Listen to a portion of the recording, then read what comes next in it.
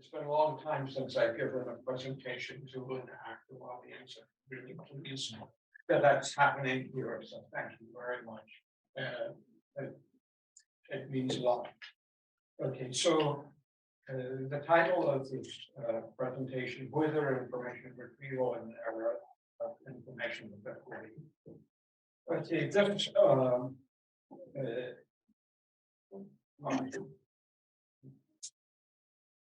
this presentation has a long period of gestation. It's based originally on a presentation by Rob Capra, who will be here next week, in fact, and myself at a conference called Swirl, Strategic Something in Information Retrieval, Warren, in Australia, right? Which was IR system users new research directives. And the idea there was to think about where information retrieval research might be going in the near future, relatively future.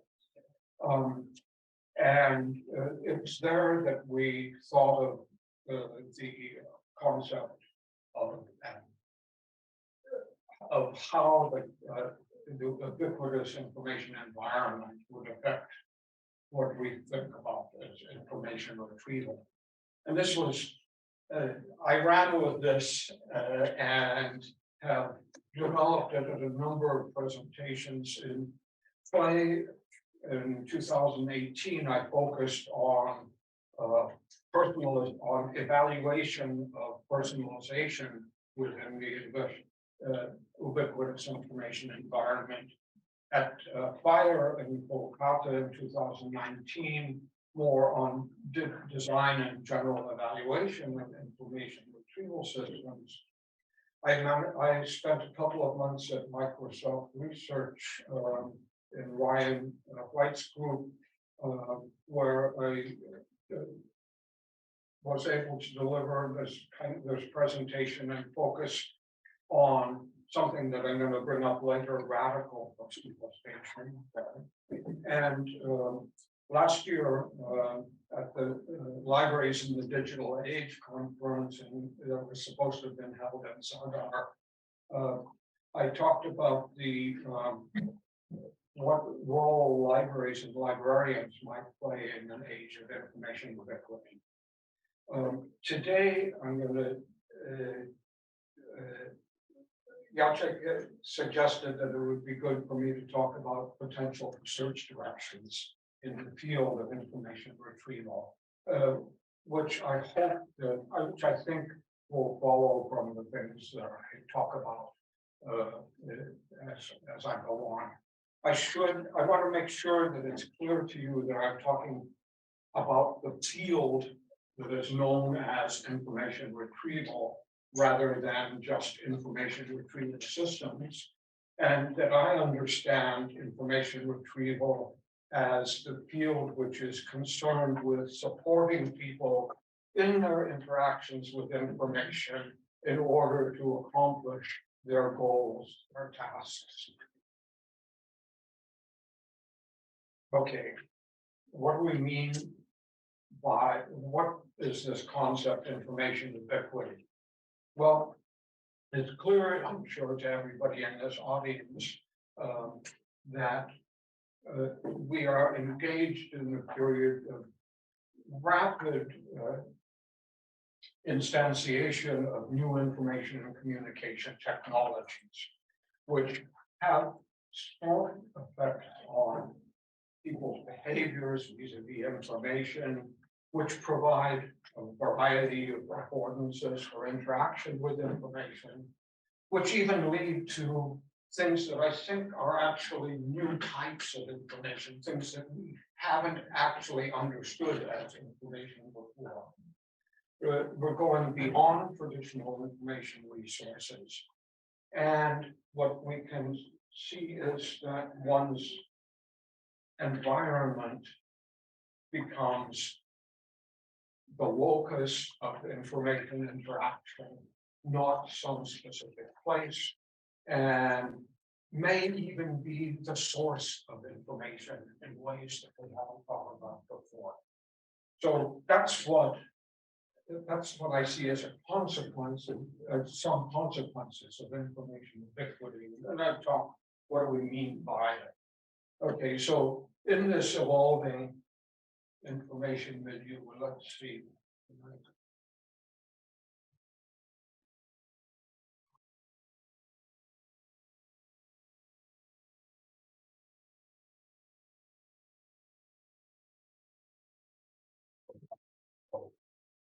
I have too many monitors and only one arrow. Okay. I think that it's clear to all of us that we're now, as a society, in constantly and ubiquitously emerge in information of some, which all around us were, and I see a lot of phones on the table. I see computer laptops open. These are things that are, and I'll bet that somebody who is tweeting right now, right, and somebody else, all of us, we're engaged in information, we're inundated in information of all kinds, from increasingly varied and numerous sources, in increasingly varied and numerous media types, in different modalities. We're able to access it and interact with it in a variety of new ways. Not conversation, human conversation, human machine conversation, and in a variety of contexts that we had never had to think about before. And importantly, we're getting information pushed at us from everywhere. And pushed is increasingly displacing pulled. That is, that which we ask for is being overwhelmed by that which is being offered. So what do I mean? There are all kinds, for instance, text, images. I'm going to go through what I briefly, each of these slides over the next few, about the things that specifically what I mean by information of all kinds, smells, right? Even in cinemas. All of these kinds of information that many of which have never been thought of as being integrated, but are getting mashed together as well. From numerous different sources, from traditional sources like knowledge bases, but also from places, right? From our highways, right? From our refrigerators, right? Telling us what we should purchase or what we don't have. From the environment itself, the sensors around us that are telling us what is the temperature, what is my blood pressure. Ourselves, right? We're getting news of information to us about ourselves, from ourselves, and from others through in particular through social media. We're getting it through various media types: text, image, video, data, numbers, through mass media, through social media, through media that are personalized to us. All, okay, this is coming, these media types are individually and together providing us, leading to new ways to interact. We have information available in many different modalities and many different types. We can apprehend by reading, by listening, by feeling, right? Haptic devices, by smelling. All of our senses are becoming available for interacting with digital kinds of with information which is coming to us through our digital information environment. We can interact with this information in a variety of new kinds of ways, and a variety of ways, especially through annotating, but through sharing, right? And we use it, we get into it through a variety of different devices. Okay, and I see a variety of devices sitting in front of me, on the table in front of me. I see this device here, but we will be interacting through haptic devices, with things. We'll be interacting with holograms. We interact with the roads in some way, right? We know what the traffic conditions are. How do we know? And we're told that. Right? The environment in general becomes a source of information and a device with which we can use to interact.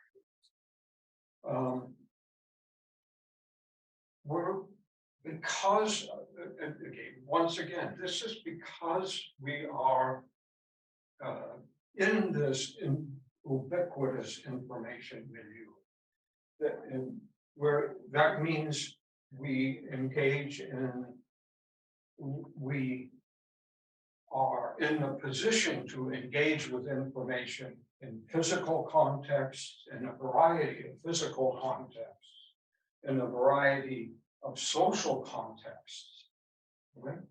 Which we have done in the past, of course, but not so ubiquitously and not with such a great variety of affordances, and with such ease, presumably ease. I want to, okay, we have, when I say context, I want to emphasize what is the situation, the nature of the situation in which we find ourselves when interacting with information.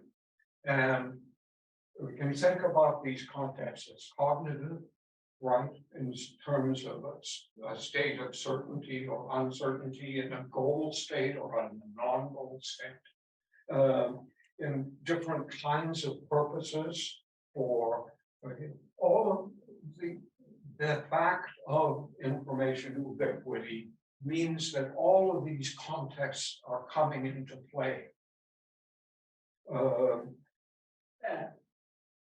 What I want to say is we need to think about what that means. In particular, I want to say push is competing with or replacing pulled information. I think I've spoken with some people here earlier today and yesterday about recommendation systems and what recommendation versus opportunity for, right? That's a difficult time. Mass media is becoming personalized. Sharing is becoming ubiquitous. How many of you are, I'll just ask, familiar with Fahrenheit 451?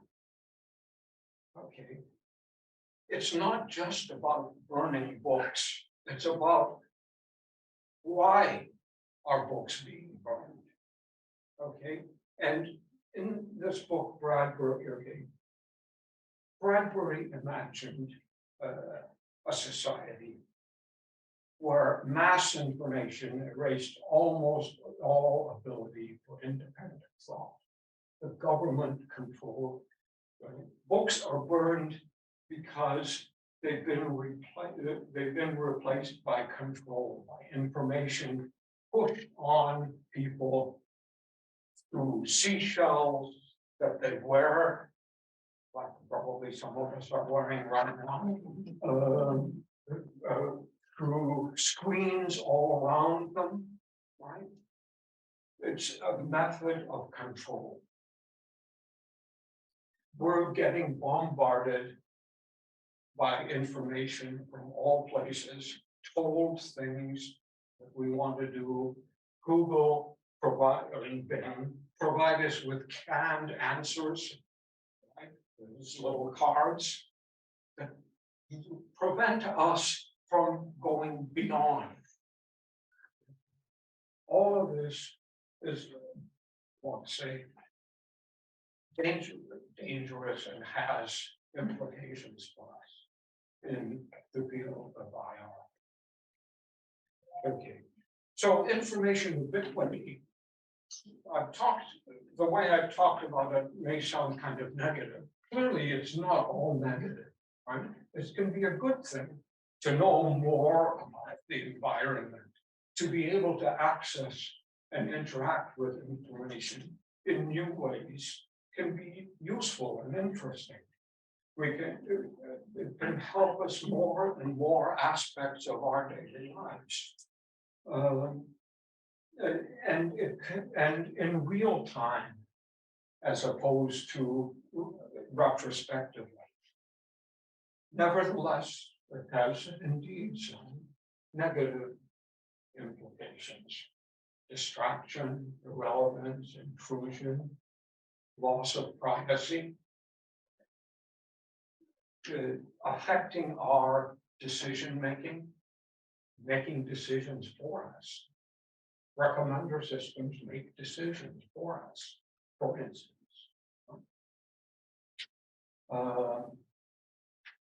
So we want to think about these issues and the plus and minuses of information ubiquity that we experience. This is where we are now, and it will get more so, without question. Should or could we do something about this?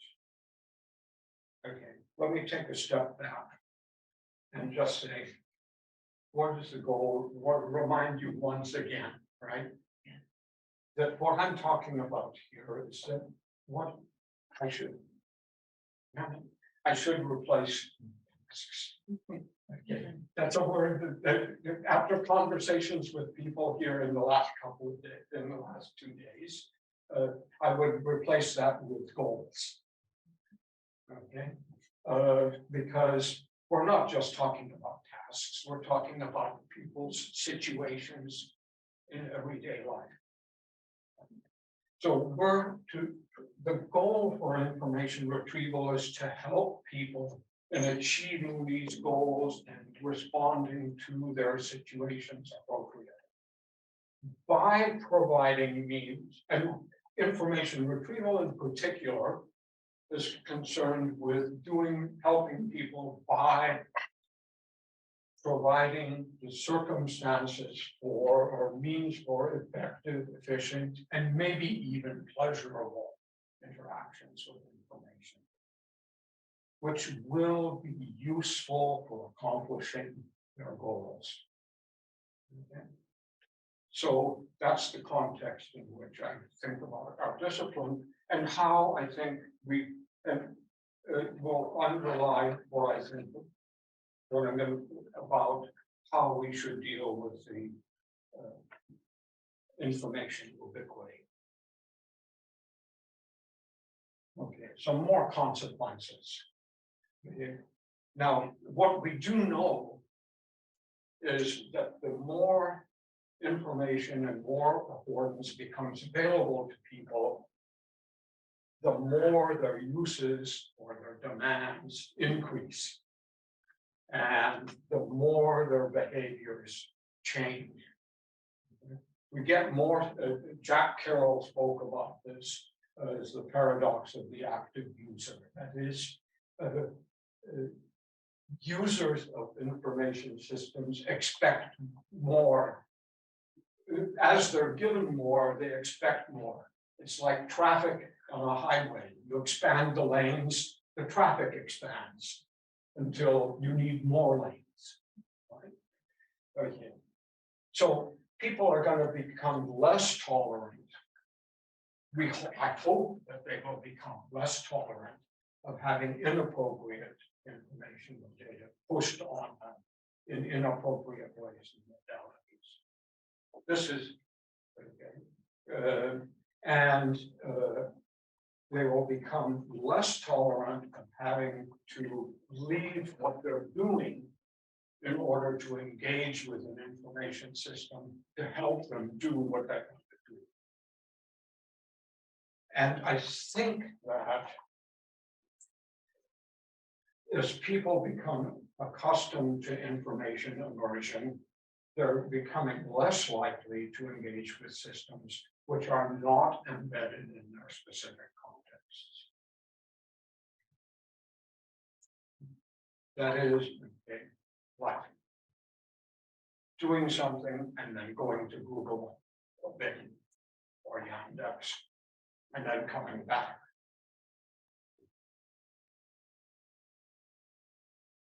What this means then is that IR as a discipline is going to have to devise systems which respond to this condition, right? That is, which afford the ability for interaction with information without having to read the specific context.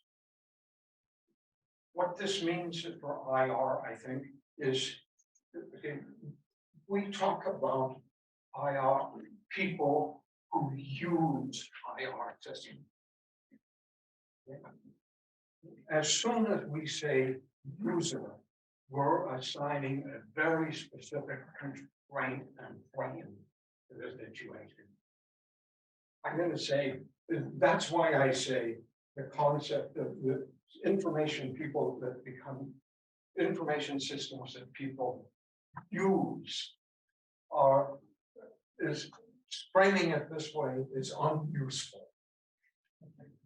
That is, we need to frame it in terms of helping people, not users. Okay. Helping people. Okay. It's also the case, I think, that we're going to have to devise means to ensure that people have maintain at least some degree of control over the information that is provided, available to them. Okay, this has been done. Okay, that stuff that is pushed needs to be filtered. To use two terms in some way. Somehow people have to be able to. We need to beware of the situation that Bradbury proposed in Fahrenheit 451, where there's no control, where all of the control of what is given to a person is from outside of them, and none of it is from them and by them. So IR will need to support people and not users. Techniques and systems will probably need to become transparent rather than explicit. That is, we don't notice that we're we're engaged with an information system. Rather, we only know that the information is there. We'll need to develop different kinds of IR systems that respond to the different kinds of affordances and information types and interaction modes that are appropriate. I think that's rather important. We see a lot of this now, remembering that these systems also have to be invisible.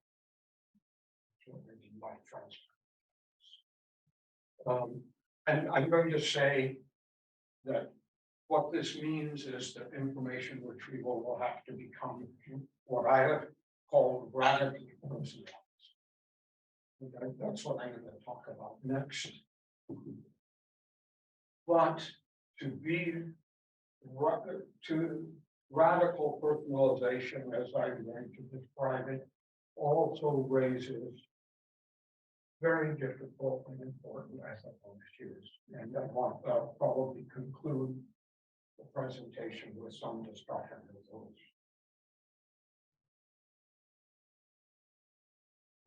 So, what do we mean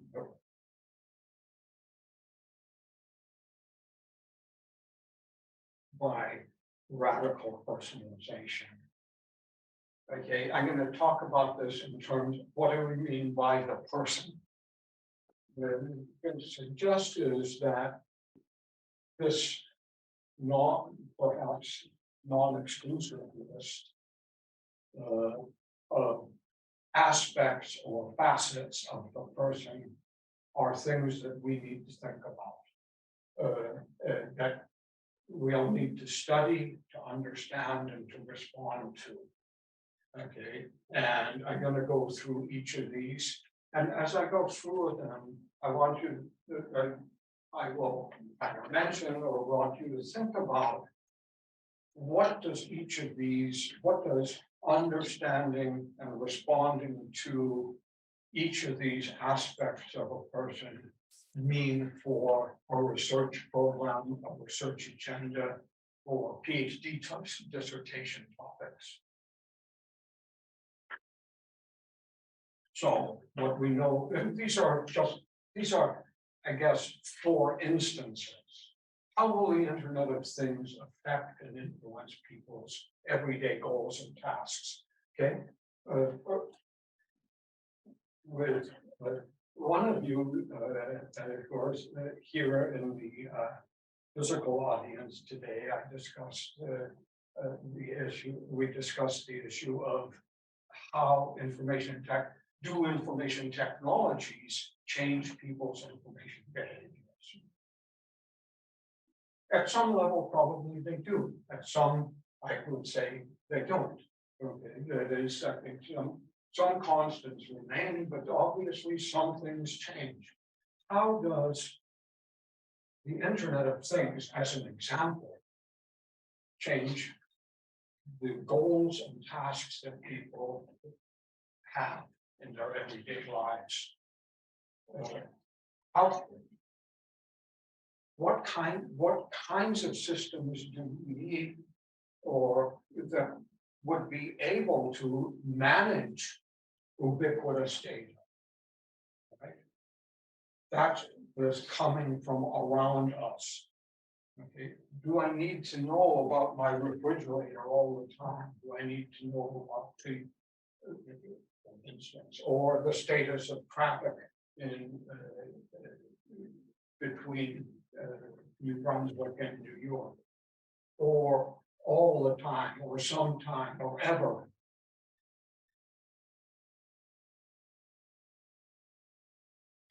Thinking about the thinking person.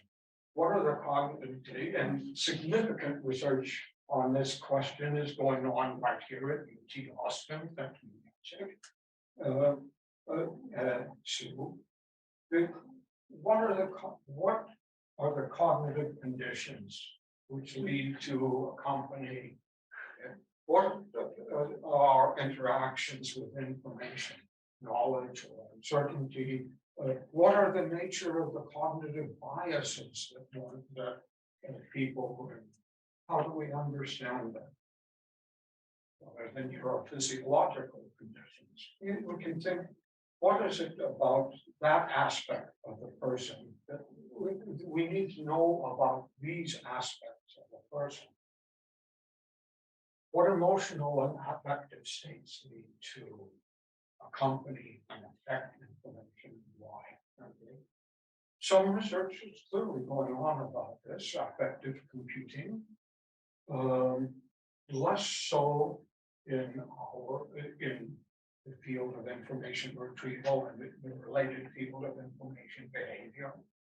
But I think, when you bring these together, We have studied how emotional and affective states result from interactions with information, and how they affect interactions with information. It's a big question about how systems could be designed to respond to what we know about this. I don't think that we've really responded to that very well, except with the except from the point of view of those who provide the information, who push it at us. There we see that affective state is really important and is used to design the algorithms, right? This is what engagement is about, right? And this is why the algorithms of social media companies lead to they utilize affect in order to increase engagement, in order to influence us in particular ways. So should systems respond to an effect, emotional and affective states is a serious question.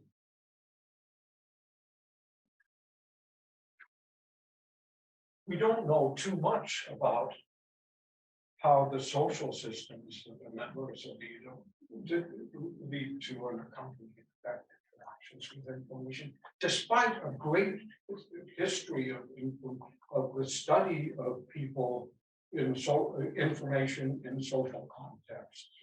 Right?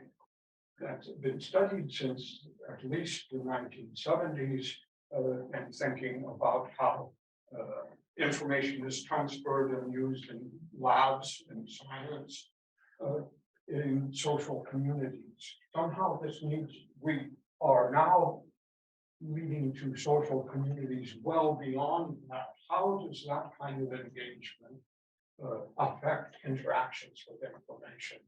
And once again, how can systems be designed to respond in terms of supporting their interactions with information, not only with themselves, but with others?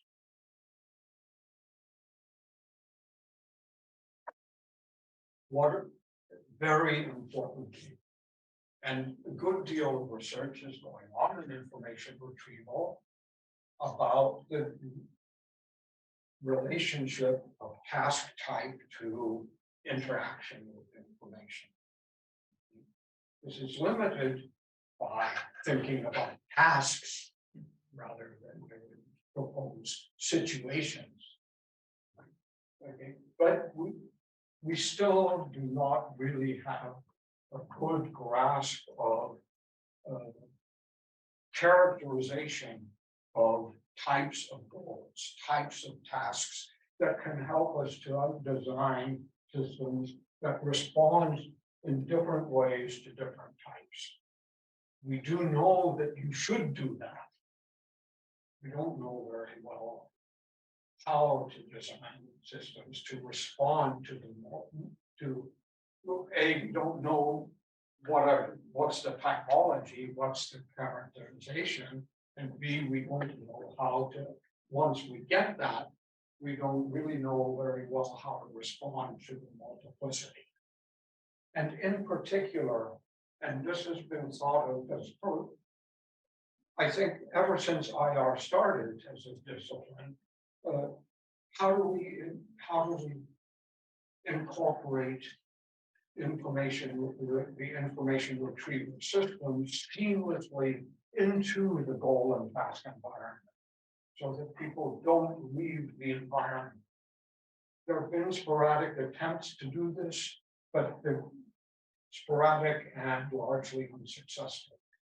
Okay, a very open question. Even more interesting and more important, and perhaps it's something we haven't thought about sufficiently, is the non-goal person. That is, we wander through our lives. I mean, this is the concept of the flaneur, right? I'm sorry to say it, but I don't mind saying it. I like the opportunity of being able to use that once in a while. And it's, I think about when I gave that talk that I mentioned in Avignon, that play, that afforded me the opportunity to spend a day in Paris on my own. Just wandering, just like Baudelaire thought. And I wondered as a flaneur, I thought, that would be really nice to know about that I'm looking at. Tell me more. What do I know? How can systems be designed to usefully address curiosity, serendipity, even aimlessness? I would have appreciated something, right? And we could do this. How can we? What kind of system? We've never thought about that kind of system. We thought a little bit about serendipity. Libraries are, in fact, physical libraries are organized in some sense. I mean, classification schemes, at least one purpose of them is to afford the opportunity for serendipity. Can we leverage that to respond to the non-goal person? And we have to think, okay, we now in this age of information that will be ever more, we have to think about the person as a physical object in a physical space. All of these affordances and interaction types take place within the constraints and affordances of a physical entity. Gary Marcinini has over the last few years put this idea. I think that it's important to think about. We've largely ignored the fact that things happen physically. And we've thought about it in abstract cognitive. In the ubiquitous information review, I don't think it's possible to do that because so much is happening in our physical context.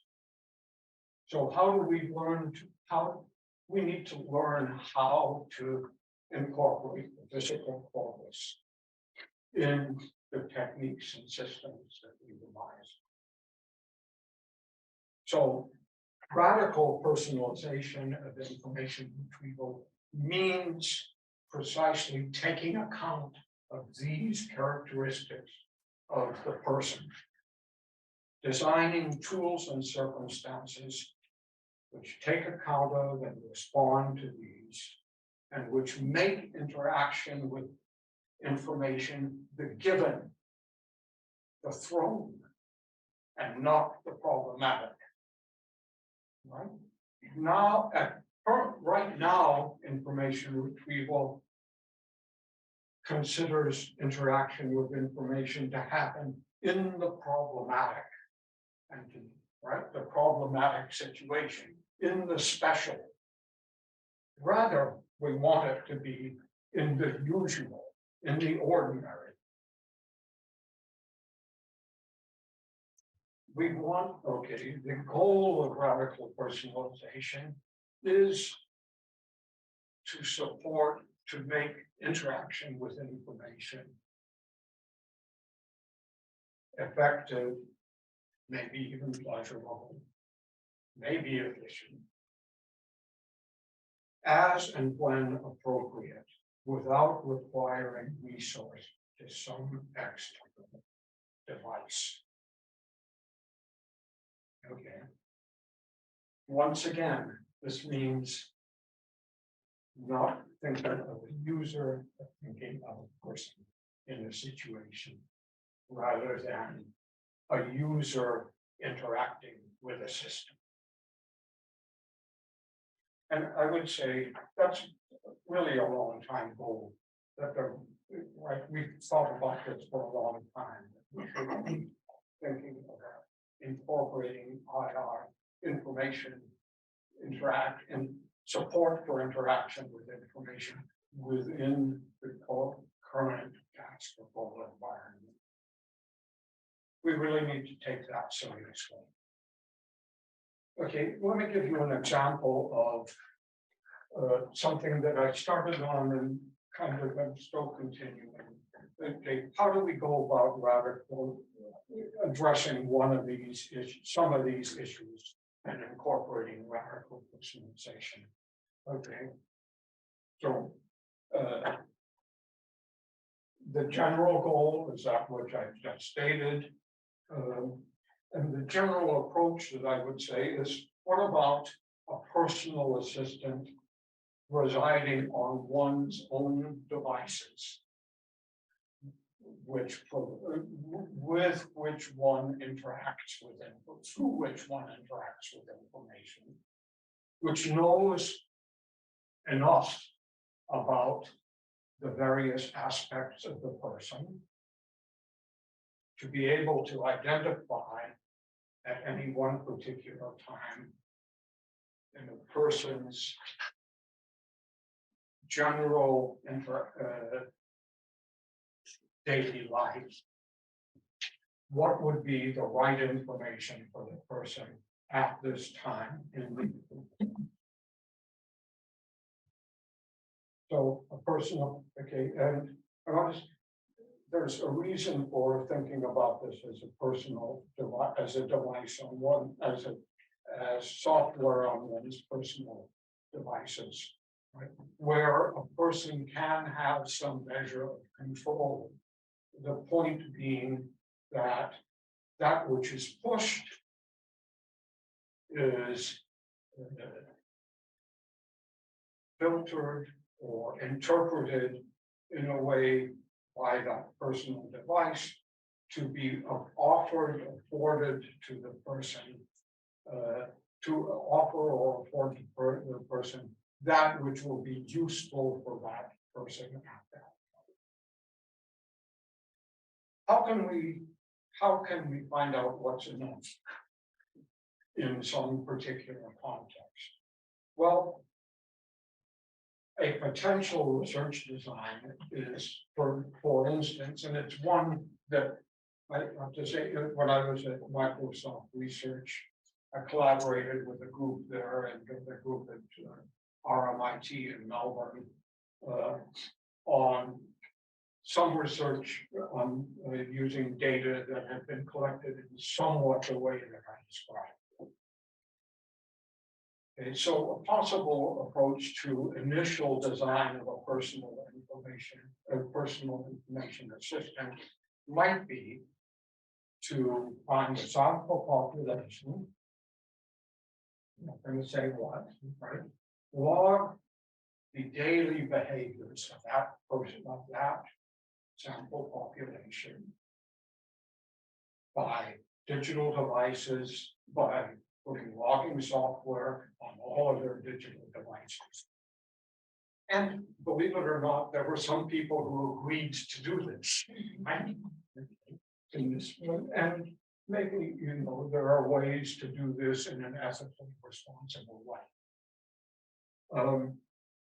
Okay, you can do logging, experience sampling, that is pinning at random intervals to see, to ask what's being done right now and why, or at least what's being done, how we're feeling, and so on.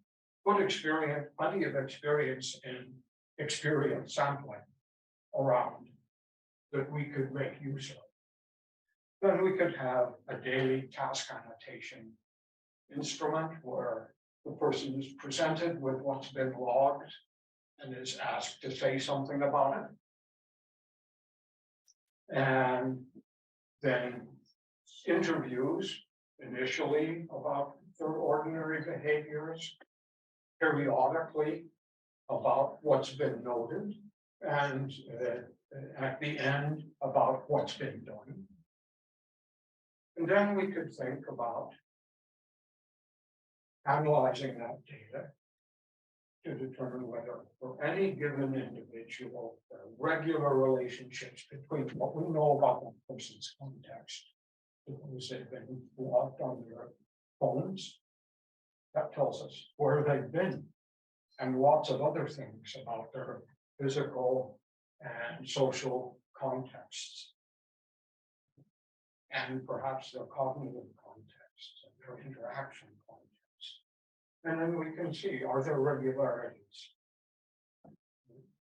This would be, and maybe this leads to some classification of types of goals and discovery of regularities amongst goals or situations, contexts, and information and useful information. Well, clearly, okay. So that's just an example. I mean, it's one possible research direction for responding to their information ubiquity. When I spoke at LIDA, I said, we're going to need devices like this. People cannot be continuously bombarded. They're going to need to be selectively bombarded, if you will. Right? Who's going to control that bombardment? It's a real serious question. At LIDA, I said, libraries and librarians might be appropriate people to vet such things as the devices which do the control. But what we do know is that there will be some such devices, right? Because they're just too much. Whom do we want to be in control of those devices? The individuals or those who are pushing the information? Well, you know, for me, the answer is obvious. But this program has really serious ethical implications. Right? Is it reason? Okay, forget about whether it's possible for a system to know all these things about a person. Should any computerized system know all these things about a person? I don't know. Because, you know, I say a personal assistant residing on your personal devices provides some measure of control over who has access to that information, but it's only some measure, and it's bound to be transcended by those who are pushing. So I think that's really an important problem. We should decide on this, right, before we decide to do it. How can we do it? Should they be in charge of what information a person interacts with? I'm not sure that they should. Right? Who control? I mean, maybe if the person has control over that device. But as we know, as we've seen in our examples, this is very difficult for people to do. People trust systems. Are there other possible solutions than radical personalization? You know, I presented this as I'm polemicizing. I just said this is what we have to do. But I'm sure that there are other people who would say, no, this is what we have to do. And that's totally wrong. Okay, I'm willing to hear that. But I haven't heard it yet. What should we do if we don't do this? Well, the benefits, there's a potential for radical personalization are that we can actually, we have the potential for increasing individuals' control over what information is pushed at them. And I think that's positive good that we should think about. Forget about the given so forth. But there's a potential for loss of privacy and security, and potential for loss of self-identity and sovereignty. I think these are really important. Okay? So minimally, we have to think about how to design to avoid the negative consequences.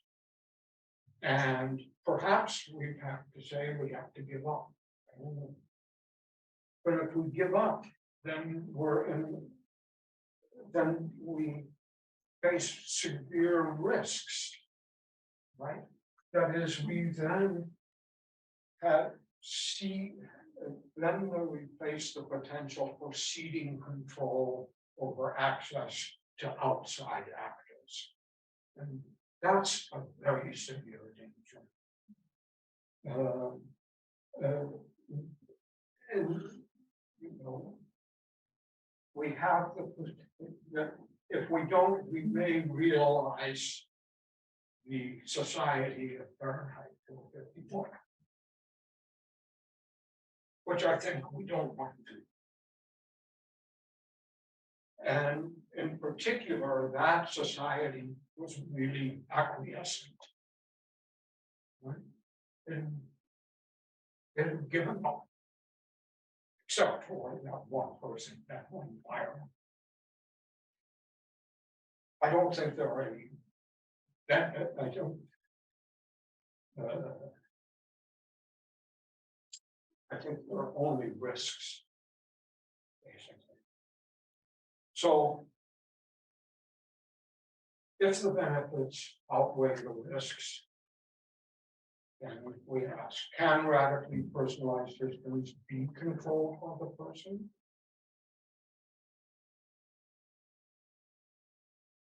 And the interactions of the person and the device with the external environment be prevented from informing the external systems about the person.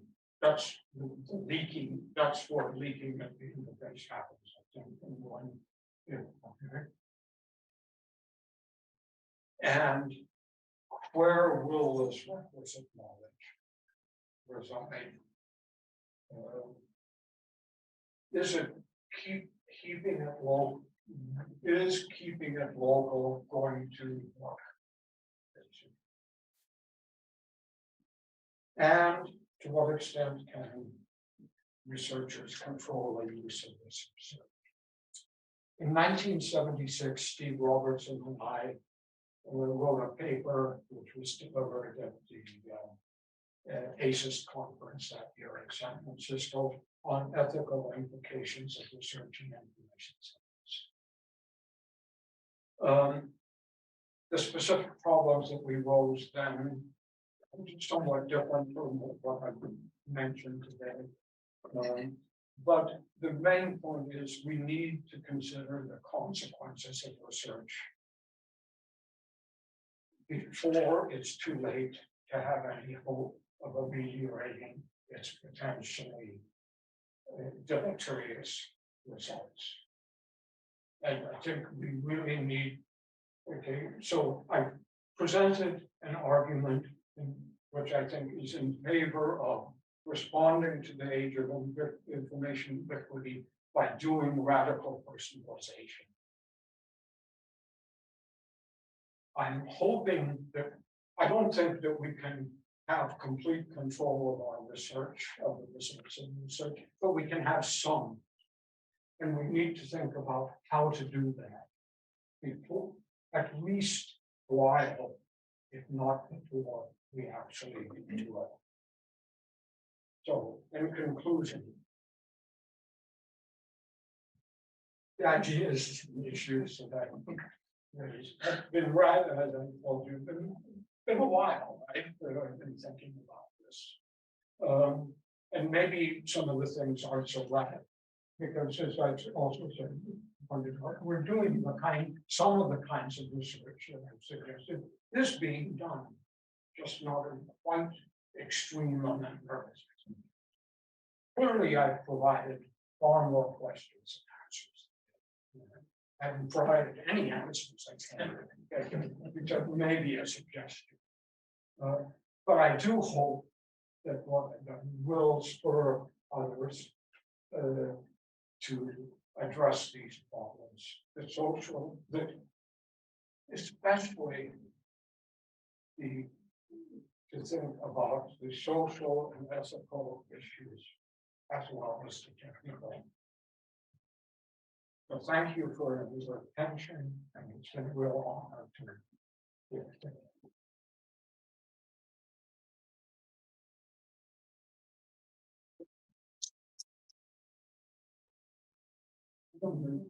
So we have half an hour for a question from our in-person audience and online audience. We have quite a large group actually online, including people from Sweden, from Scotland. So we hope for a good number of questions.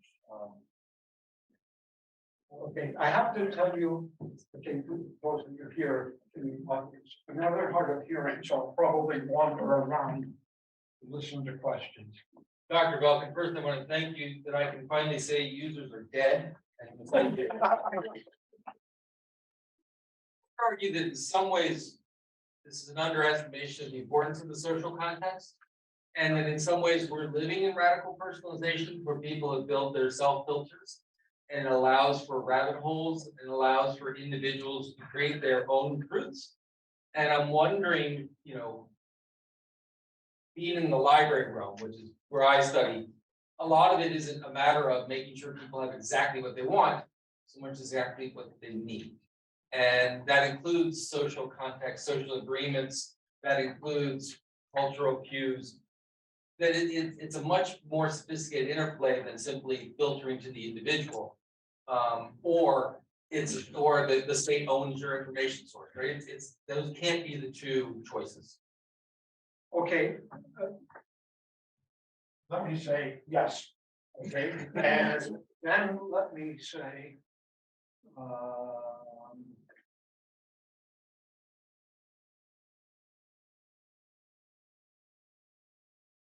this. Okay. Right. And so, yes, I agree. Okay, so what I suggested is I want to make it clear that personal assistance is one aspect. Yeah. One possible thing. I think you're quite right. I mean, yeah, how do we account that personal, the aspects that I mentioned in personal assistant actually tend to ignore this particular facet of the person. Don't, you know, and that's a fault. Okay. But so I think, yes, go ahead and do something about this, okay, and include it. Because it's sure the digital environment, the digital being gets some parts of the context.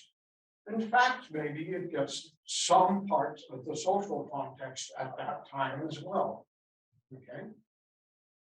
How does that affect, what effect does that context have on that person's specific goals at that time would be an interesting question. Right? Thank you. Andy. Nick, lovely talk. You know, you said that well, you suggest that user and task do too much heavy lifting here. You want to sort of change it more. Can I suggest that IR is doing too much heavy lifting here? The problem isn't about retrieval. In fact, it isn't really a retrieval issue at all. And I'm not sure that I can expect IR scholarship to address the kinds of issues that you're bringing up. The best thing IR does is data retrieval, perhaps. And we've lost this idea that the information component is a two-way engagement with a human and data. And so there's very little information being retrieved, there's not data being retrieved. So I'm wondering in all this that we have this ubiquity of data that we can scratch and tunnel into and pursue and have new devices that help us do that. But you've never really put much onus on an intelligent human at the other end. And I'm worried about that because I think we've got caught into this design model, which is somehow we have to design for people. And we're not spending a lot of time wondering what is it that people actually can do well and will do well, and perhaps have a responsibility, which I know is an awful word to say, but we're entering a world now where information is going to go, data is going to be ubiquitous.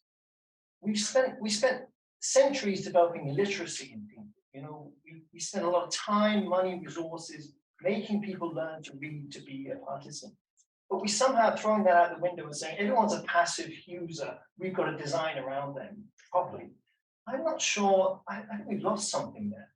And I think it's not just about retrieval. It's not just about information. It's something about people, and they're not getting enough attention, and we're not making enough decisions about people at a social level. Discuss. Yes.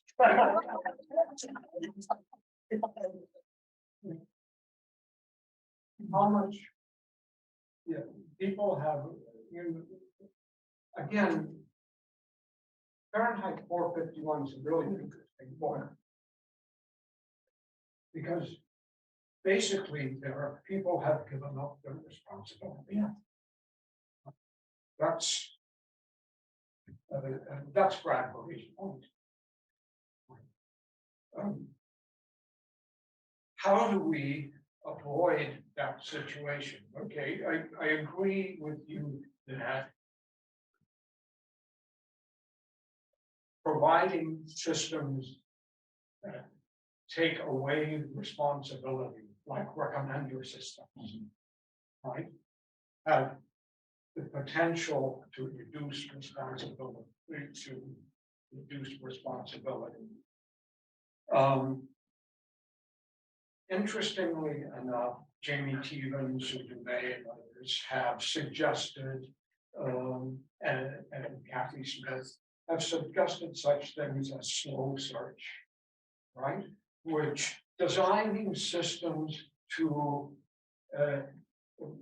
information systems which encourage people to take responsibility. That's an interesting idea, right? That means getting rid of information cards, for instance, right?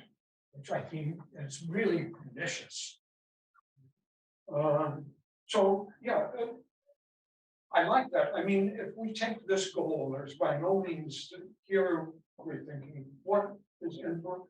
If we think about our discipline, let's rename it, right? So that it doesn't have this explicit effect of limiting us to this idea of retrieving and presenting. And think about it as how do we respond to, is it, I guess maybe is part of the situation that thinking person, maybe there's the responsible person,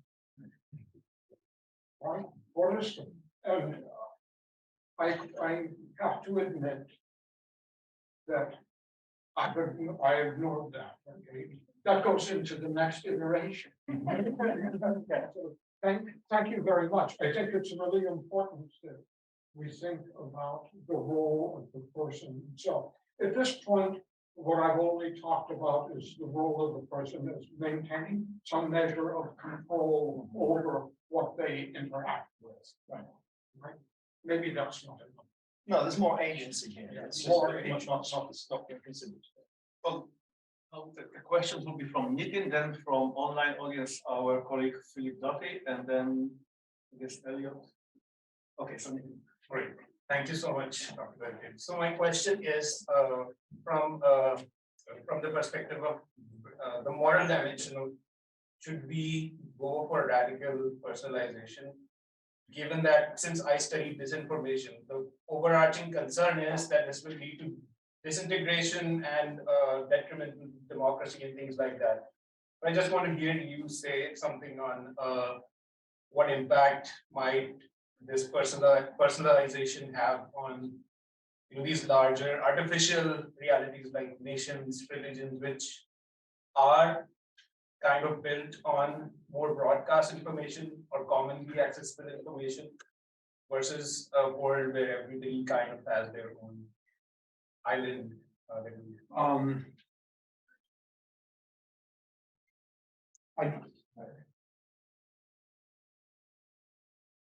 That's an important issue. I don't have a really good response to it, because as you noted, as your question implies, I haven't really paid any attention in this about what's the nature of the information itself. And that is and how does this radically personalized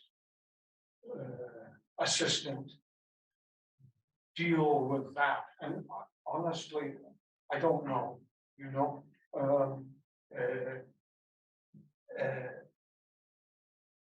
I think that what we could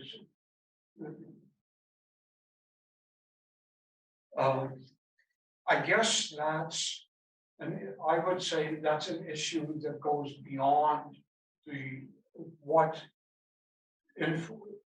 this concept of information retrieval can deal with. I think that's for you to deal with.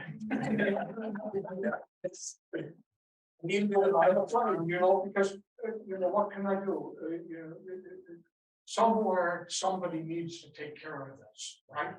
But and indeed it's implicit in the concept, in the general idea of information ubiquity. But somebody needs to deal with the nature of the information, the nature of the stuff out there, as opposed to access to and interaction with the stuff out there. So I'm glad that somebody else is doing that, but I can't do it here. I guess and maybe that's a weakness of this framework, that we can't take account of it. Again, that's something to think about. Thank you. So next question is from online audience, Philip. Can you all hear and see me? Yes. Okay. First, thank you very much, Nick, for sharing your long and deep thinking about questions really important to our discipline and more widely. It's a real pleasure to listen and see you even in online form. I have a couple of quick reactions to your question about benefits of not pursuing a research program into radical personalization that you describe here. And it's offered in the spirit of collegial critique and questioning, which I know you're quite familiar with. The three reactions I have just off the top of my head about benefits of not pursuing this there are two that are more instrumental, one more conceptual. The first instrumental one is not pursuing this approach is a way of distancing us from information systems, weaning us from devices, whether transparent or otherwise. A second instrumental potential benefit is helping to engender a greater skepticism about information providers, whether organizational, private, or public, or about information systems themselves and their systemic characteristics. And the third potential benefit, as I said, is more conceptual, and that would be a questioning of the ideology of information the hagiography of information that is very much of our cultural moment. And as I said, these are just brief reactions to your suggestions, but I just wondered if you might have any reactions in turn. And thanks again for a very provocative lecture. I think that your comments are well taken, actually, and I probably will. I can see that I didn't think hard enough about benefits when I did this slide. I think you're right. Doing what I suggest means that the person is no longer in a position to question the system itself. And that's clearly a danger. And I think maybe I need to rethink this in order to think about how one would do that. Maybe through such things as slow searching, or for thinking about, as Andy said, for thinking about ways to encourage responsible action. Right? I don't know. Okay. It's right. It's true that I'm unfortunately trapped in my own framework of 30 years of say or 40 years of thinking about IR systems, right? And wanting to help the user. And so I guess an example of how we need to step out of this frame and think about the actors in this situation as having equal responsibilities. Maybe that's a way to do it. Thank you very much. Thank you. I think next is Elliot. Thank you so much. This was such an engaging talk and really generative. I'm so thankful that we get the benefit of your experience. And I don't see any reason to apologize for the thoughts that you have, right? I don't think that great thinkers make mistakes, right? They might be doing different things, right? And that's what this conversation is for. So when you talk about personification, I thought of the kind of root of that: persona, face, mask, right?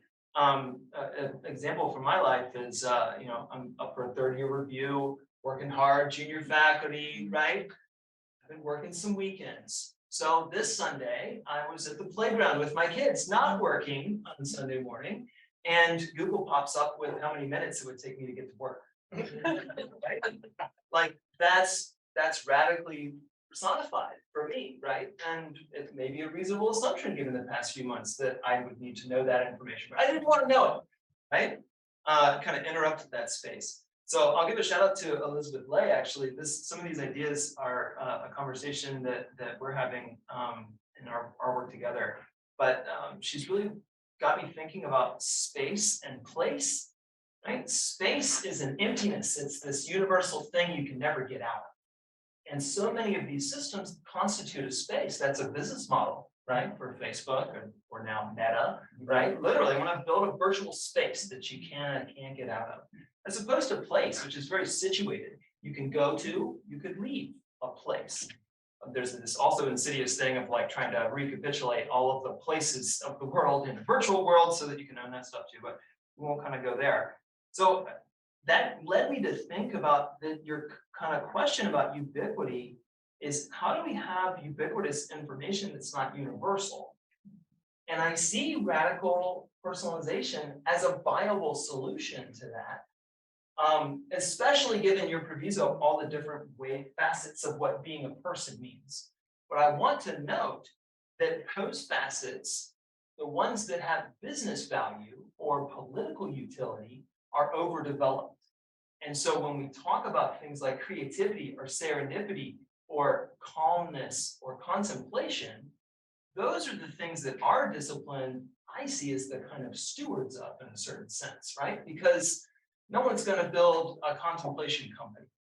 It's just not there. I don't see it happening, right? But we can have a discipline that might enable personal growth some kind of way instead, when I'm at work and not at the playground, tell me to go to the playground and pick up the kids or something, right? And so that kind of led me to this kind of thought that usefulness is indeterminate. So one of the that's the premise that I think I want to challenge, and it doesn't invalidate what you're saying, it recontextualizes it for me, right? Usefulness is indeterminate to start with. But if you have a corporate context, if you have a political context that is a very robust context, then it becomes determinate in light of that. Whereas our personal contexts, our kind of nascent group contexts, our social contexts are relatively fragile, right?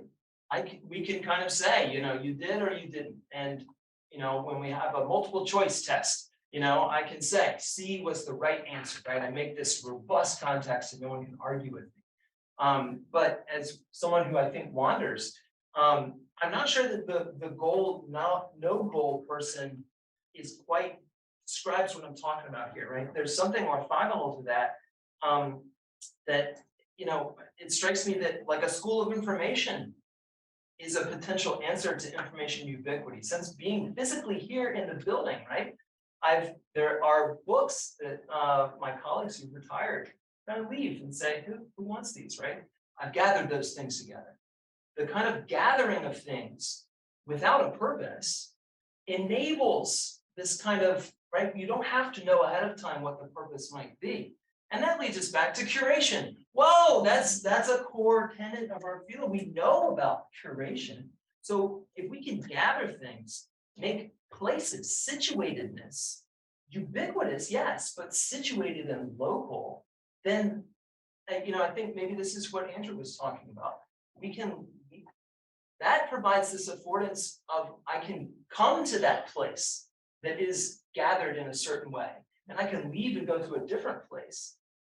I don't know, this is so many raw thoughts here, and I apologize for just kind of what might not be a very organized presentation, but the kind of materiality that I'm thinking of, books and place and the locality of it, feels like potentially, yes, embodiment, right?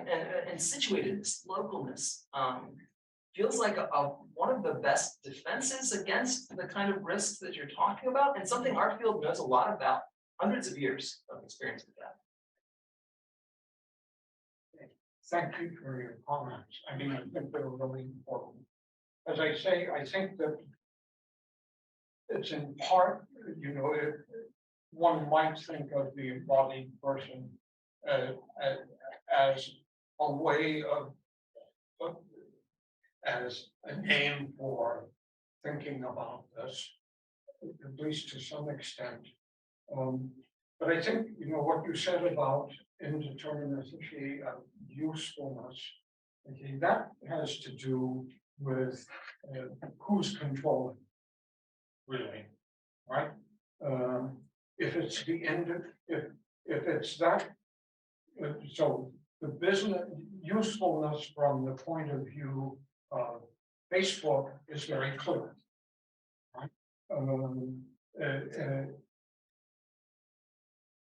What we want to think about is how do we design the situation such that usefulness is that with respect, the usefulness which is dominant is that with respect to how the usefulness to that person and that person's particular situation. Yeah. I'm sorry, can I jump in there 1 second, because this seems to be an artificial dichotomy between who picks usefulness and who doesn't. And I'm coming back to that sort of social connection. I'm coming back to that idea of the literacy and responsibility of the individual. There's also responsibility of the state. There's also responsibility, right? So it's, Facebook doesn't control my use of Facebook, but it does, but so do I. And it's a negotiation. I guess part of what I'm missing in here is it's not a matter of tracking someone and then determining a profile and then filtering information. There needs to be a negotiation and an ongoing negotiation with the agent, with your own agency, with the organizations in these different contexts. And I think it's messier than, and once again, in a 1 hour presentation, if you don't get into the mess. Actually, you know, maybe there's a way to deal with it in the way that I suggested. So when we do when we do this, suppose when we do this interviewing, we actually make that conversation rather than an interview. Yeah. Right, we say that's a conversation about what went on and how it went on. Right? Maybe that helps us to get to a better way to think about these other two things, right? That take more account of the responses of the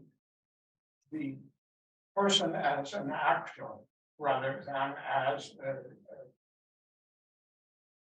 Receiver. All right, yeah.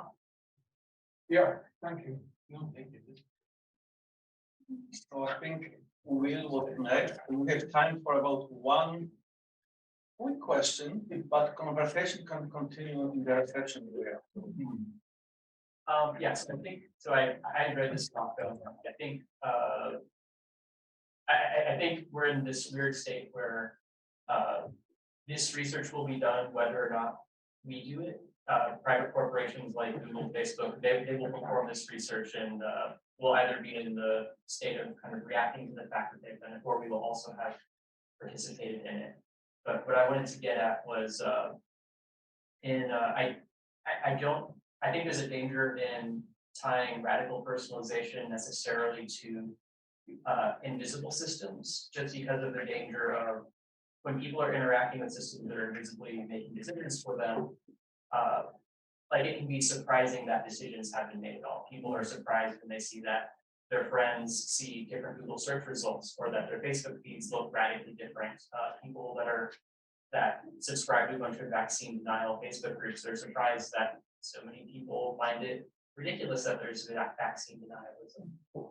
When these systems are invisible, even if they're configurable, so like Facebook, of course, is very configurable, but when these systems are invisibly making decisions, then it doesn't even occur to people like, oh, I do actually have power in this situation. That's a very good point. And maybe, and I think that perhaps you're right in saying that we shouldn't consider the person as user doesn't necessarily mean that they don't know about the system. Okay, that's a really strong point, and I take it. I think you're right. We need to think. Quite a long time ago, I did.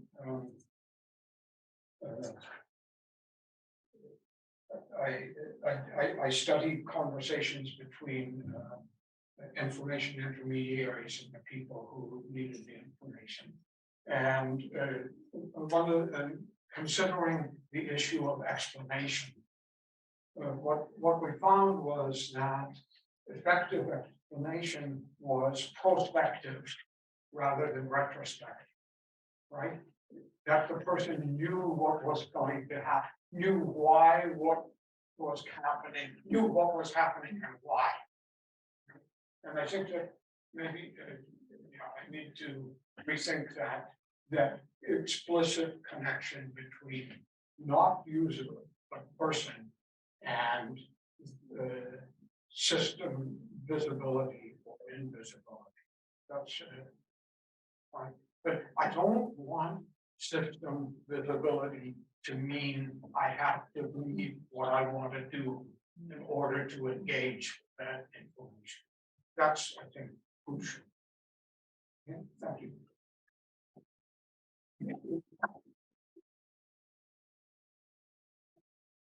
I will look at in a moment. I'll ask you not to leave yet. First, I would like to offer a small token of appreciation and thank you from our high school.